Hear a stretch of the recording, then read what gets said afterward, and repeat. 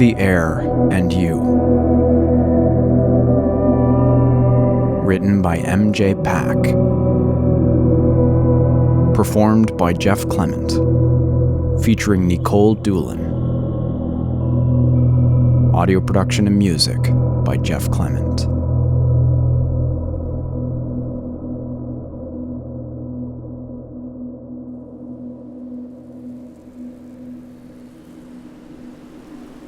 I went back to Arizona, to my dad's old place. Like I said, I've got places all over, but most of them are mine. This one was my dad's. This one was my favorite.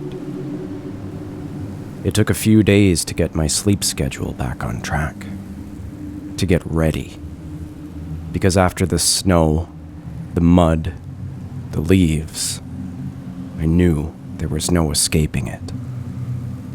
Best I could do was go back to the only place I considered home. My dad bought the place, a modest little bungalow plopped out in the middle of the desert. Remote, private, you bet, after Ma filed for divorce. She found out what he'd been up to, and finally found herself a spine. I don't think my dad much cared, to be honest. He didn't fight her, didn't screw her out of what she asked for either. Gave her a fair amount of money and jetted down to sunny Arizona. Almost like he was relieved. I spent my teenage years bouncing back and forth between Ma's place and my dad's. It wasn't so bad. When I wasn't in school, my dad let me drink with him. He'd be in his armchair, the same bulky armchair that sits in my living room now, like a dozing brown bear. Nothing wrong with a little Jack Daniels between men, he'd say. What he didn't say was that even though I saw what he was doing in that strange house, I never told Ma, even though he belted me good when we got home that night. I think that made him respect me. I didn't ask questions either when he left for long periods of time. My dad had always been private, and even though I was older, I had no doubt I'd get the belt again if I went snooping. When he got drunk, he could get mean, and sometimes he'd come back stinking plastered looking for a chore to keep him busy. No snow in Arizona, no walk to shovel. So every now and then I'd hear him out in the backyard, digging. He was the kind of man who had to keep his hands busy. Couldn't fault him for that, I guess. Once I was back to normal, feeling like maybe I could stay up pretty late, I bought myself a bottle of Jack and settled in the living room, sank into my dad's old armchair. I turned on the television and began flipping channels. Sadly enough, I couldn't find Overboard on anywhere. I drank my whiskey. Kind of a lot of whiskey. And sure enough, after about an hour, it started. I switched off the television, finished my drink, poured another one. "I hear you out there," I called. "Didn't take you too long this time, did it?" "What's it gonna be, huh?" I demanded. Jack had made me brave, braver than before, so I slammed another swig back and felt the warmth spread through my stomach. "Are you my dad? Are you me? Gonna yell at me for not shoveling the walk?" "No snow out there, asshole. And no rain, neither. We don't get any rain in these parts. Not that often. Just sand and sun." On one window, the one on the porch. Then I heard it in the kitchen, too. and towards the back of the house, in the mudroom, tapping on all the windows. There were more this time. And when it spoke, that's when I knew I'd made a mistake. That I'd missed the whole goddamn point. That I was absolutely, utterly fucked.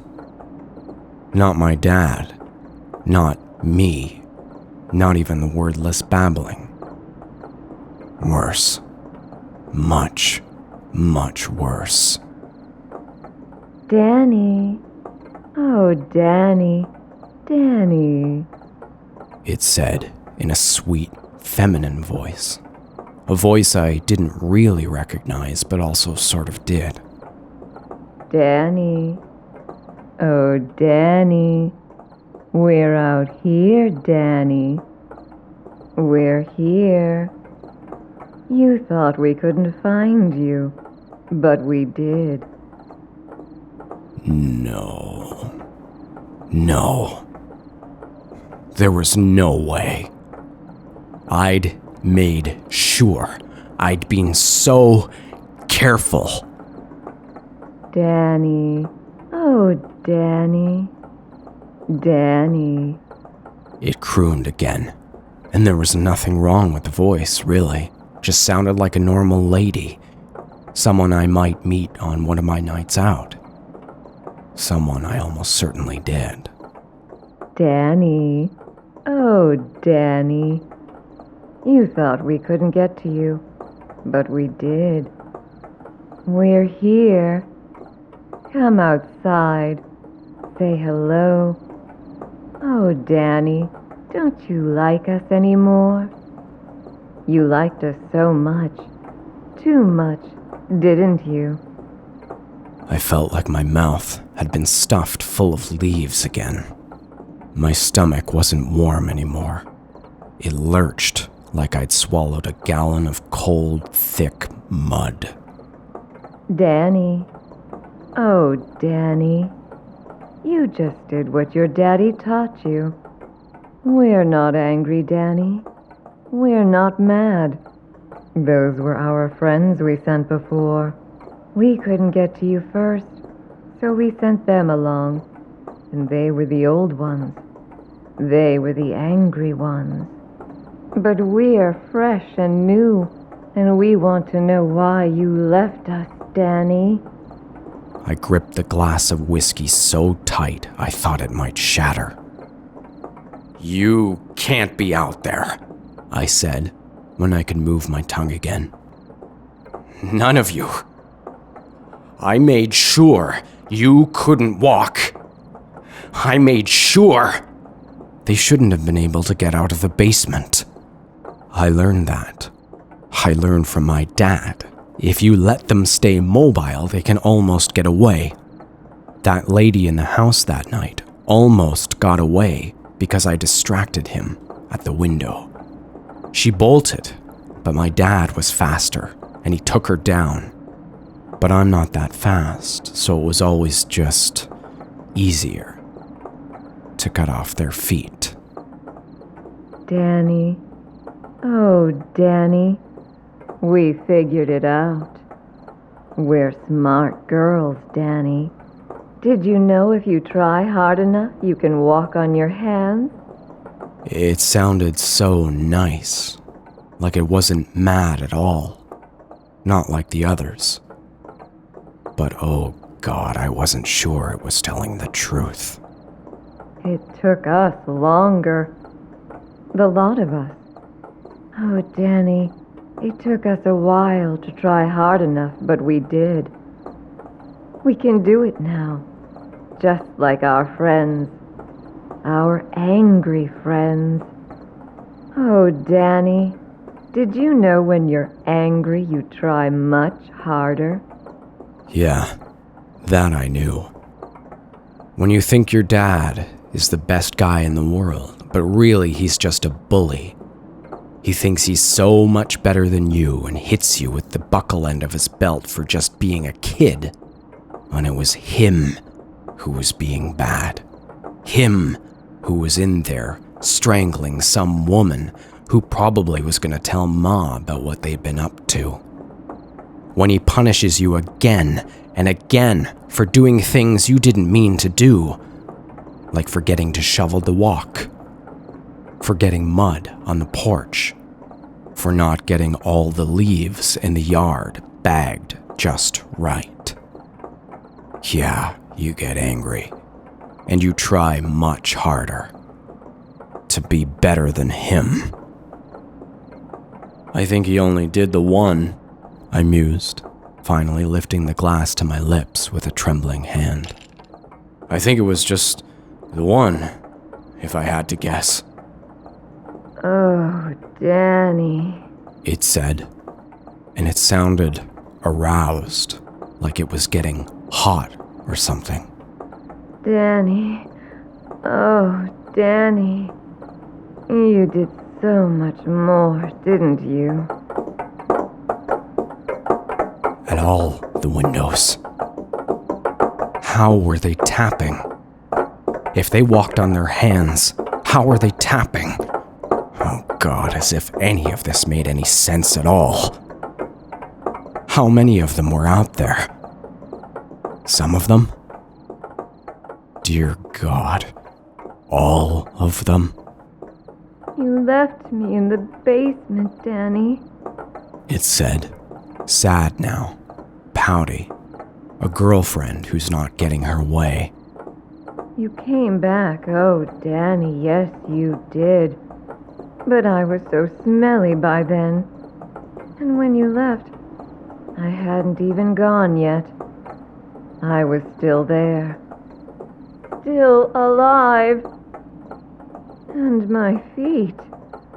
Oh, Danny, why did you cut off my feet?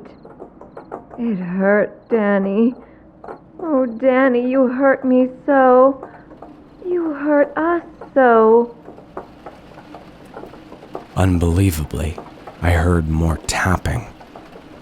But this tapping was rain. It was fucking raining. Again. You were all so easy, I said, wiping a thin sheen of sweat from my upper lip with the back of my hand. Buy you a few drinks, bring you home, knock you out. Maybe if it hadn't been so easy. Oh, Danny, don't lie. Don't be a little liar. You did it to show your daddy, didn't you? And you showed your daddy. Oh, Danny, we know that now. We know what you did. Your daddy is awful mad at you for what you did. The rain fell harder, like a fucking monsoon. I couldn't hear the tapping on the windows anymore, but I knew they were out there. All of them. Because why not all of them? On the porch, something began running back and forth. I thought I heard a little kid laugh, but couldn't be sure. I felt like I was losing my mind. Thoughts were slippery and escaping from me. They were all out there. Are you sitting in his chair, Danny? It said, louder now to be heard over the downpour. Oh, Danny, are you sitting in the chair where you did it? He told us about it, Danny. He's awful mad at you. Oh, Danny. Oh, Danny. I had to wait till I got big enough, I murmured. Strong enough. I had to do it with my own hands. Just like he did. Danny. Oh, Danny. You wrapped your big, strong hands around his neck, and you showed your daddy, didn't you? 15 years ago. Oh, Danny. Oh, yes, Danny. That's what you did. We know what you did. Your daddy wants you to get what's coming to you. And now it's raining. And now we're done talking. And now we are coming inside. And now you're going to be so sorry. The front door burst open. I heard windows in other rooms, all the windows shattering. And there they were. The blonde I'd brought home in Texas. The redhead with the huge tits I scored in Minnesota. The mousy little brunette I'd settled for in New Orleans. The one I'd left in the basement when the whatever on the porch came through the window. Scores of them. All of them. Had there really been that many? Crawling through the broken glass, unaware of the way their rotting skin was being shredded to ribbons. A few were dragging themselves forward by their elbows, trailing bloody stumps where their feet had once been. Most, though, were walking on their hands. And god damn were they fast. They must have been angrier than they let on. I dropped my drink and scrambled to the back of the house, to the kitchen where the phone was.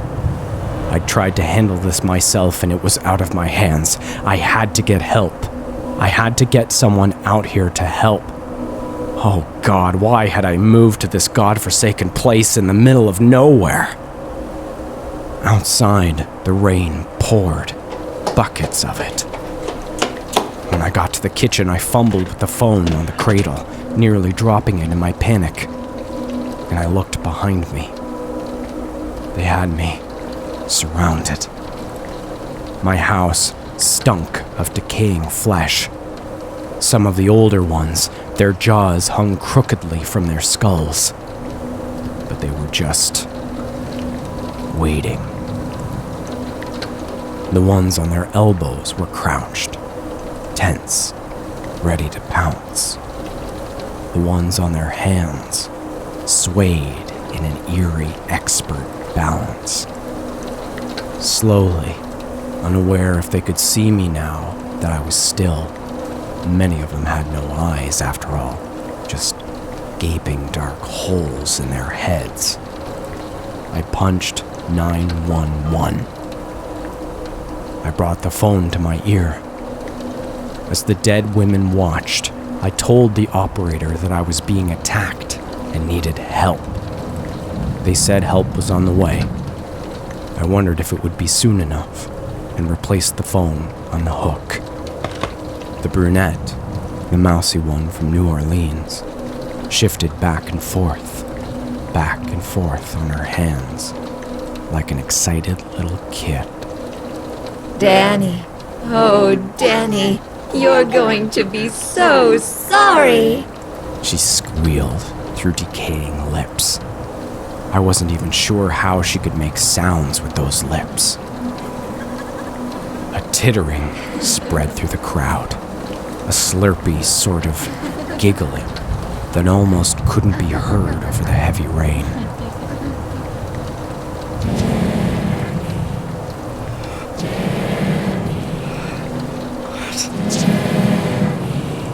No.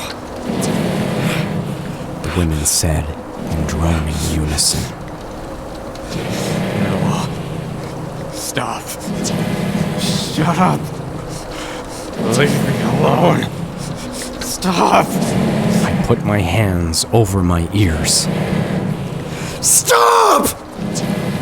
Leave me alone! I screamed. You were stupid sluts! You were just like the one my dad did. You got what was coming to you. Oh, Danny. The brunette cried as the rest of them kept saying my name. Oh, Danny. You showed your daddy. You showed us. And now you're going to be so sorry. Now you're going to see your daddy again. You'll be like us. You'll get what's coming to you. Yes, you will. Oh, Dad. They said my name over and over. It began to sound like a song. I rocked back and forth, shouting nonsense at them, trying to drown out the rain and the chorus of dead women crooning my name. I backed up against the sink, hands clamped over my ears. I don't know how long I was like that, but they got louder, louder, louder, until... Ha! I cried out, triumphant, and opened my eyes to look at the 37 rotting bodies that filled the house where I'd murdered my father. You hear that, you dumb bitches? That's the police. They're coming. They're gonna save me. Indeed, the women had stopped singing, and through the rain I heard the distinctive wail of a cop car's siren. But they were smiling, oh, Danny. sighed the brunette from New Orleans. Look in the backyard. My blood ran cold. No. There was no way. I turned and looked out the window that oversaw the backyard. The backyard of dry, packed desert dirt. The backyard where my dad used to dig, and where I eventually did my own digging too. He liked Arizona because it was dry, because it never rained. But tonight, oh, how it had rained. And it turns out, I was wrong. He'd done more than one. Just like me. In the backyard, the tightly packed desert dirt was mostly gone. Under the downpour, it had become a thin, murky soup. In it floated swollen, bloated carcasses. Bones stripped of flesh. A few heads that still had wispy hair on them, even as the skull gleamed beneath it. I knew they weren't all mine. Not that many bones. But that didn't much matter. The siren was louder now, right outside. It didn't take long for me to put the pieces together. They would see the bodies. They would check my other places. They would find out what I'd done with my big, strong hands. All because I couldn't wait in the car. I turned back to the living room and was unsurprised to find it empty. No rotting women. Those were in the backyard.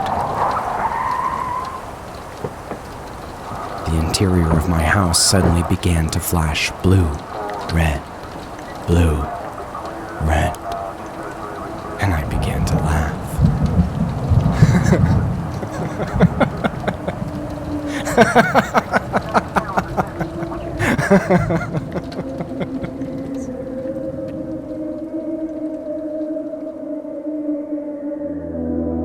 What is it they say about the sins of the father? It doesn't much matter. Because I lied. I'm not sorry.